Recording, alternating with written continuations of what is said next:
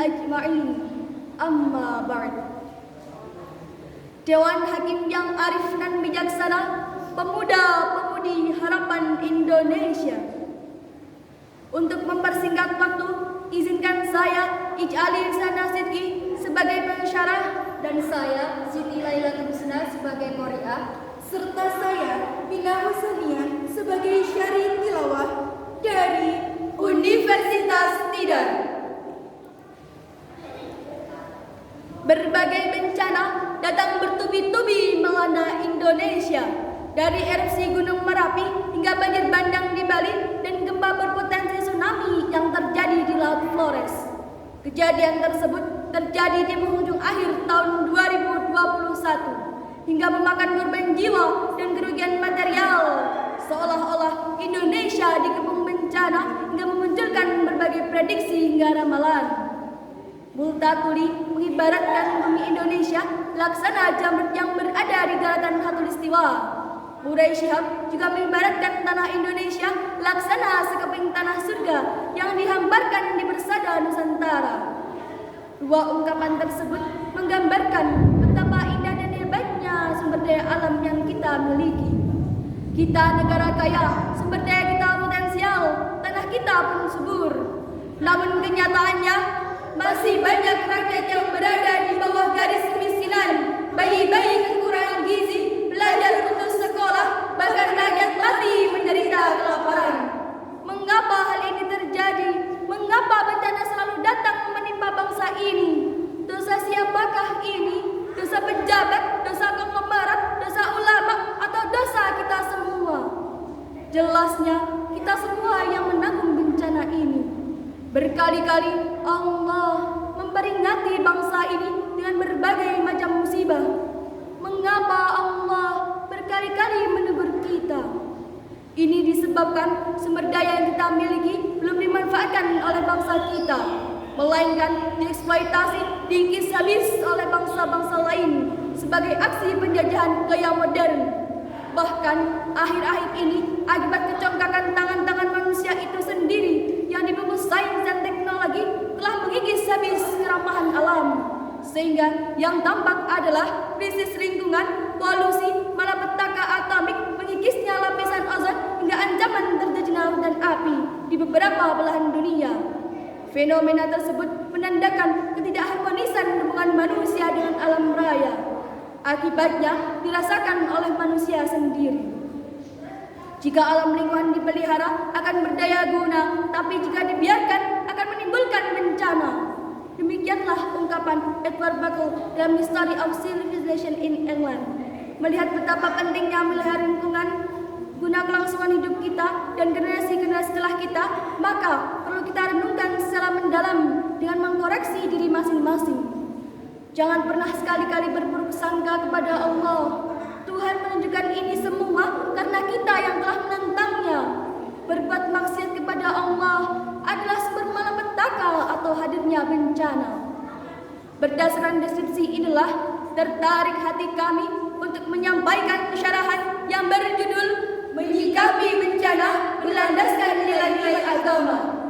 Untuk itu, marilah kita dengarkan firman Allah yang terdapat dalam surat Ar-Rum ayat 41 berikut ini.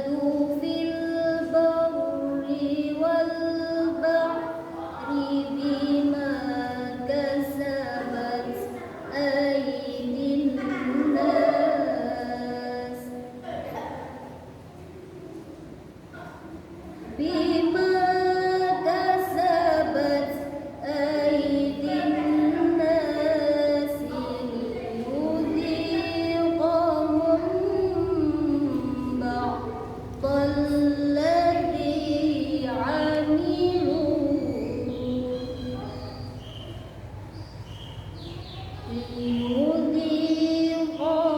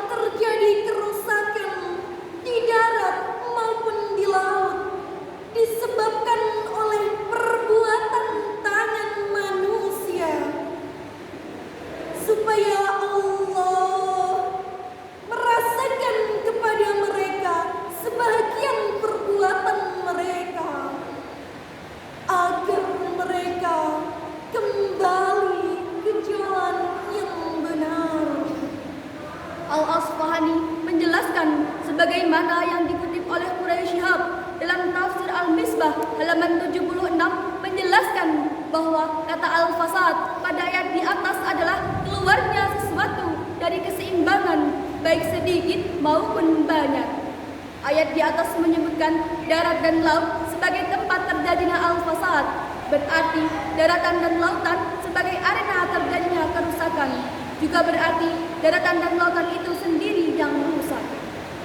Al-Alusi dalam tafsirnya Ruhul Ma'ani jilid 21 halaman 47 menafsirkan bahwa kata al-fasad pada ayat di atas dengan arti kekeringan, kematian makhluk hidup, banyak terjadi kebakaran lahan setelah banyak terjadinya bencana, tidak seimbangan serta kekurangan manfaat sehingga menimbulkan banyak ikan yang mati, hasil laut berkurang, daratan semakin panas sehingga terjadi kemarau panjang.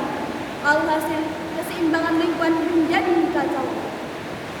Hadirin wal hadirat rahimahumullah, dengan memahami hakikat musibah perspektif spiritualitas yang benar, seseorang akan menyikapinya dengan hati yang ikhlas dan mengedepankan prasangka yang baik, selalu mengembangkan sikap optimis dalam hidup ini, tidak mudah menyalahkan orang lain, tetapi lebih berorientasi kepada evaluasi diri, mencari faktor internal yang kemungkinan menjadi penyebab musibah yang datang secara beruntun menimpa bangsa kita.